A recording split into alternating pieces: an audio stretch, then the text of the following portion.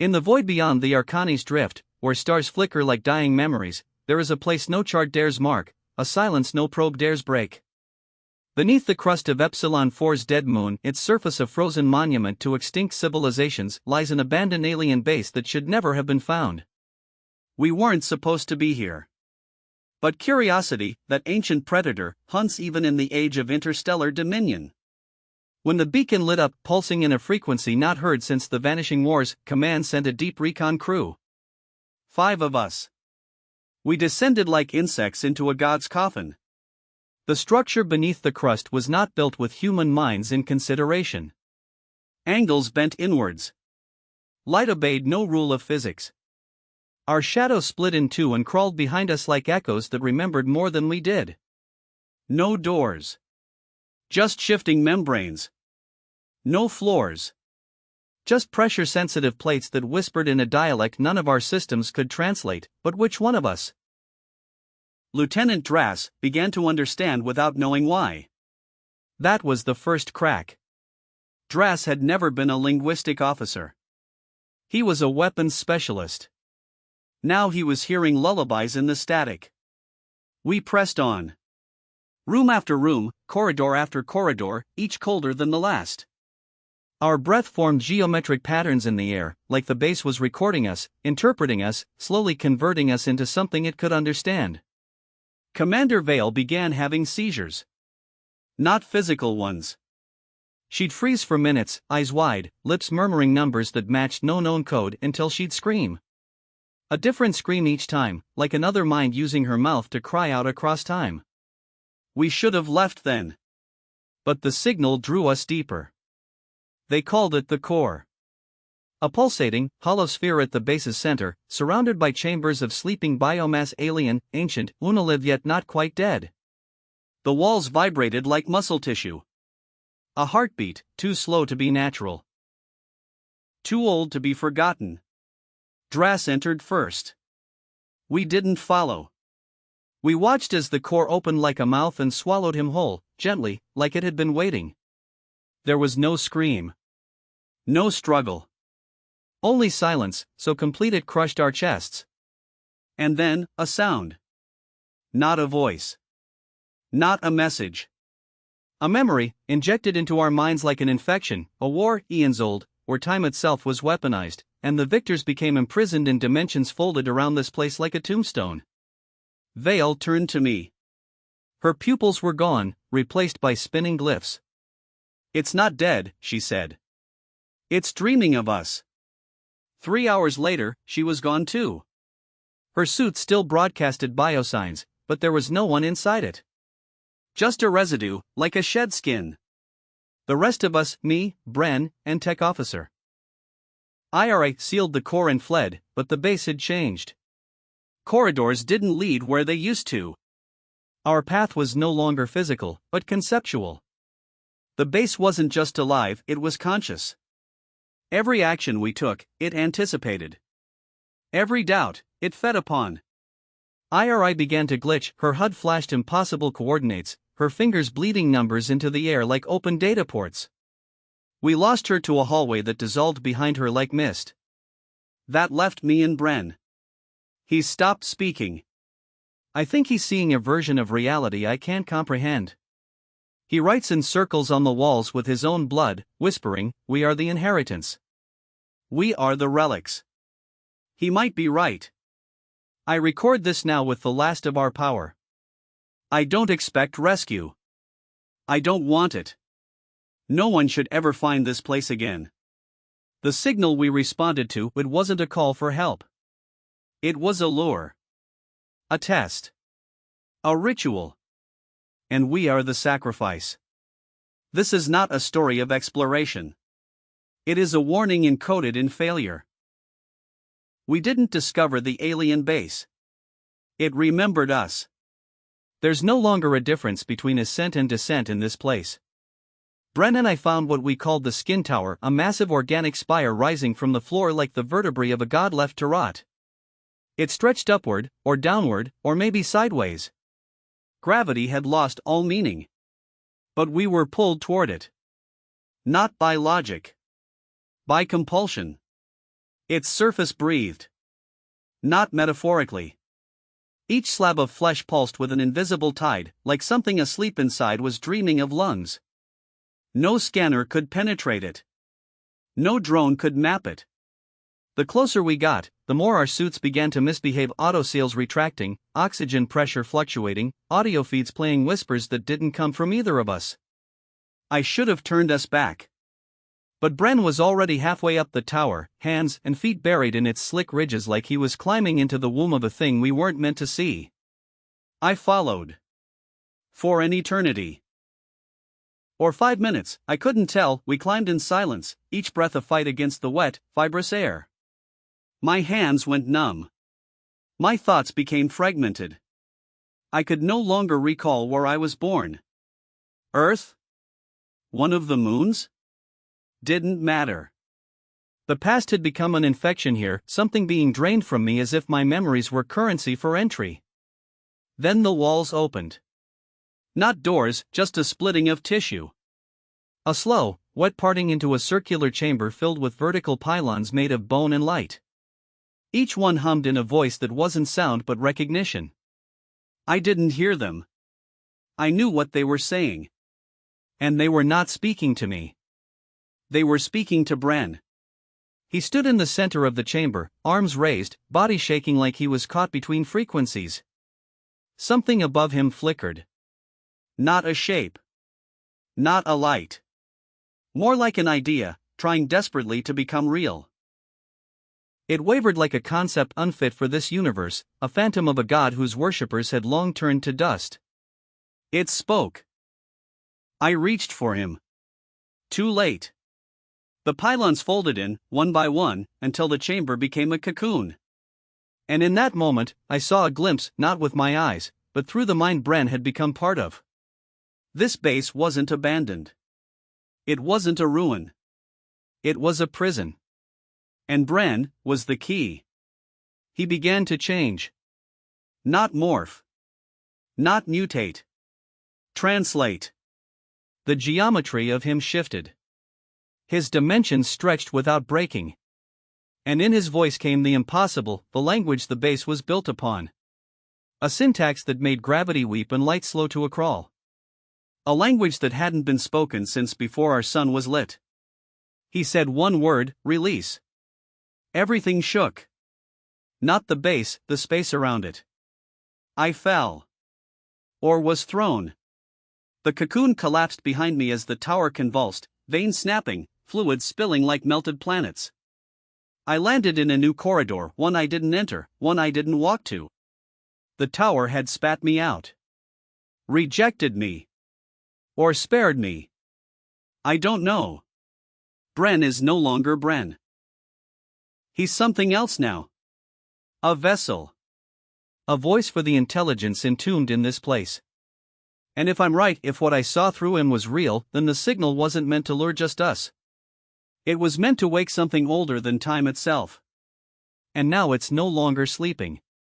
I've lost all contact with command. Power cells at 18%. Food gel corrupted. Air recyclers warning of contamination. I feel it in my lungs. In my blood. Something is rewriting me from the inside out. But I can't leave yet. There's one more chamber. I saw it in the memory fog, the one place no living thing has ever entered and returned. The control mind. And it's waiting for me. I shouldn't be able to describe this room. It violates every law of cognition. The very concept of space here folds in on itself like a collapsed metaphor. The walls are made of memory, shimmering with fragments of thought I do not own. I see myself as a child, but it isn't my face. I hear laughter from a sister I never had. This place.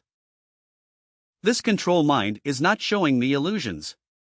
It's borrowing from an archive deeper than my DNA, spooling through the ancestral consciousness of a species that has no name. And yet, I walk. I breathe. I record. Because something here still allows me to. The room is circular, and yet not. It loops an infinite corridor with no beginning, no end. At the center is, not a machine, not a throne. It's a presence. A thinking thing suspended in a mesh of filaments and synthetic veins, half organic, half quantum, and all aware. It doesn't see with eyes. It sees with questions.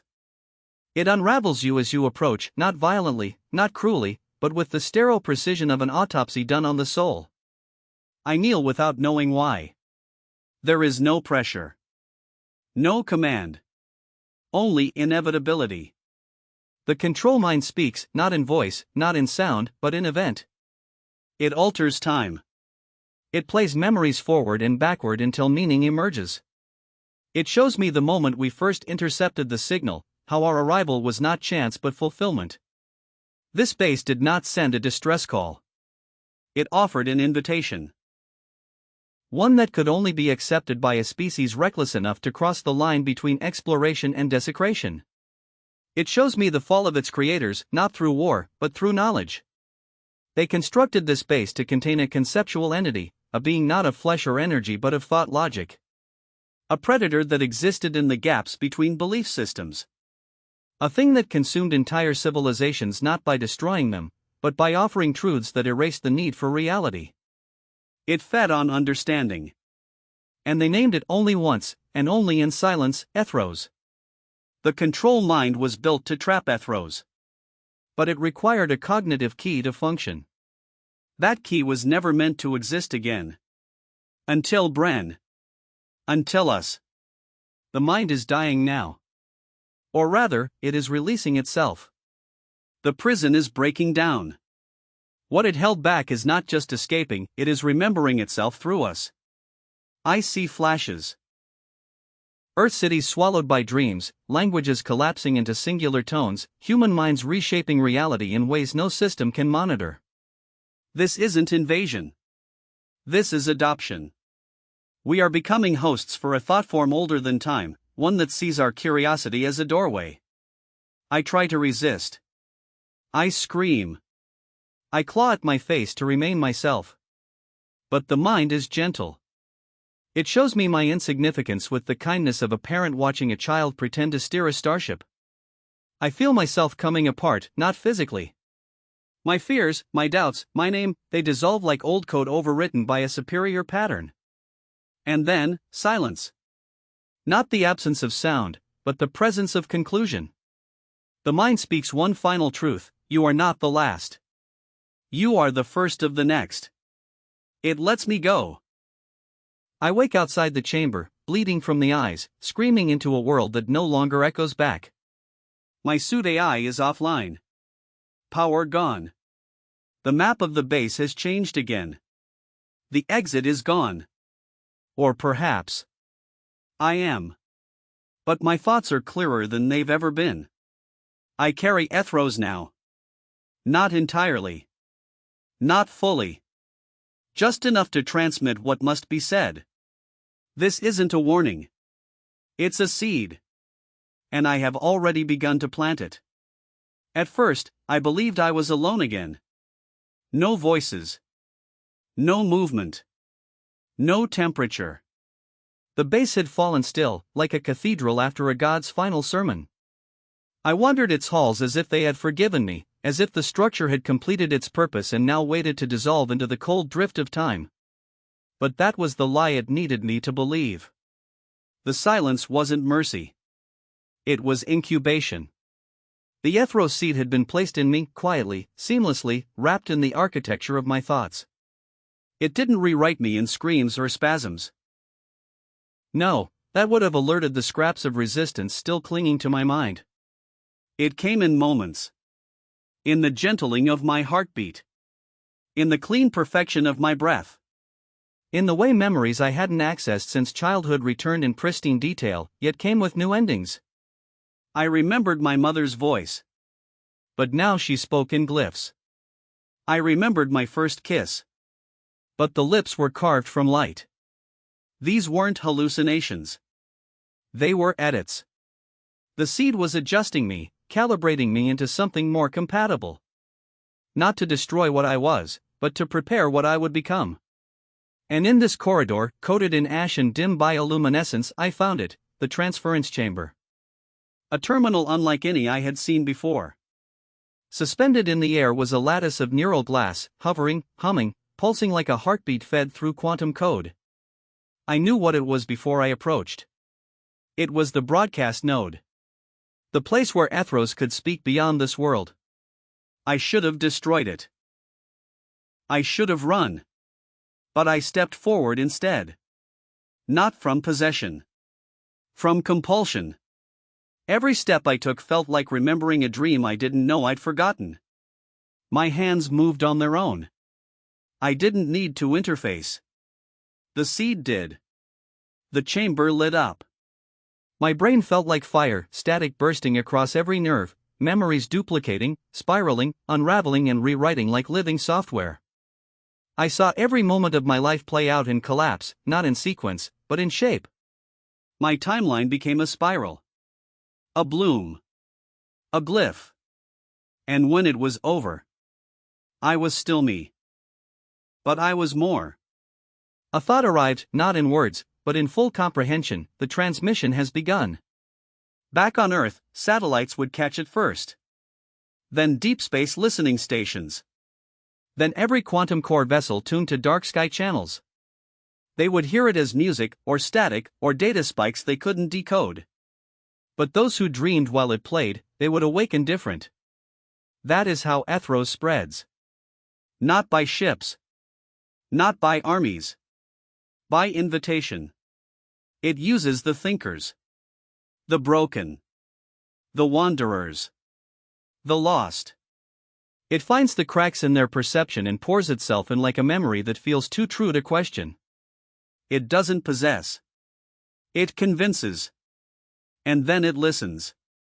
I staggered from the transference chamber, the light behind me dimming.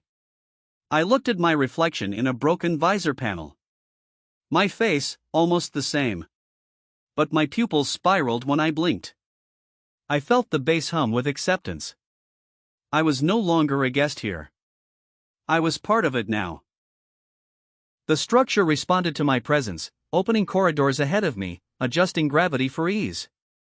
It nurtured me like a wound does a child. But what it nurtured wasn't me. Not entirely. I walk now with purpose. My final mission is clear. I am to leave. Not to be rescued. Not to warn. But to carry. To spread what cannot be detected by instruments, what cannot be quarantined or erased. A thought virus. A conceptual predator. A gift. They will study my logs. They will decode this voice recording. And in doing so, they will open their minds just wide enough for the seed to enter. I launched the pod 6 hours ago. The alien base still spins slowly below me, half buried in the cursed moon's crust, silent once more, as if it never breathed, never sang. But I know the truth. I carry its breath in my lungs. I feel its rhythm in my pulse.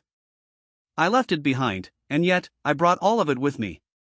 The pod was pre-programmed, emergency locked, minimal AI.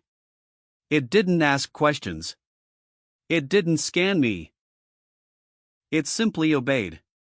A direct descent to the nearest relay station orbiting Hekros 9, where human hands will inevitably receive me, help me, greet me. And with every kind gesture, every listening ear, I will give a piece of the seed. Not by choice. That choice was taken 3 chambers ago. I no longer dream in pictures. I dream in architecture. In sequences of bone and spiral. I see cities that have never been built. I feel languages that taste like copper and regret. When I close my eyes, I see constellations that do not belong in our sky. Some of them move. My vitals have stabilized. My cognition is clear. Even my suit's diagnostic system confirms I'm healthy. Better than before. No radiation exposure. No infection. No psychological anomalies. They won't detect anything. Not until it's too late.